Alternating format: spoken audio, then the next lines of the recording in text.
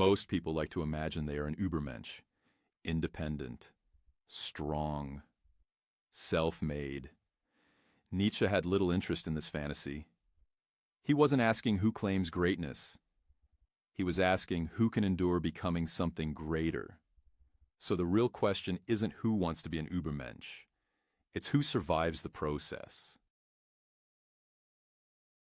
The Übermensch is not a reward. It's not a title. And it's not a personality type. It is what remains after illusions collapse. Nietzsche believed most people would never reach this stage, not because they lack intelligence or talent, but because they retreat when comfort is threatened. The first filter is ego death.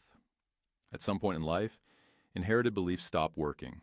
Religion, morality, career identity, social roles, they crack. Most people respond by grabbing a new ideology, doubling down on old values, or numbing themselves with distraction. The future Übermensch does none of this. They tolerate confusion. They allow their identity to dissolve without immediately replacing it. This alone disqualifies most people. Nietzsche was clear. Suffering does not make people better by default. It does one of two things. It either becomes fuel for self-overcoming, or it becomes resentment. Resentment moralizes weakness. It turns pain into accusation. It says, if I cannot rise, then rising must be evil. The Übermensch refuses this inversion. They ask one question only. What in me must be overcome? People who become themselves do not need permission. They do not require applause, validation, or consensus to live honestly. They can stand alone without turning bitter. This is not arrogance. It is internal authority. Most people outsource meaning. The Übermensch creates it.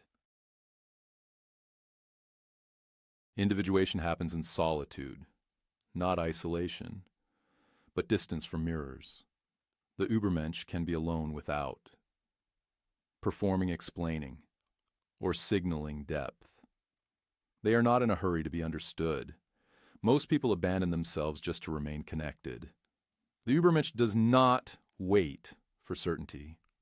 They act without guarantees. They build values knowing those values may later need to be destroyed. This requires psychological flexibility most people do not have. They want closure. The Übermensch chooses becoming instead. Nietzsche did not believe the Übermensch was rare because it was impossible.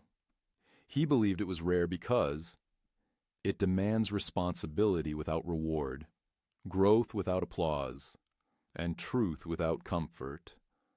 The Übermensch is not born superior.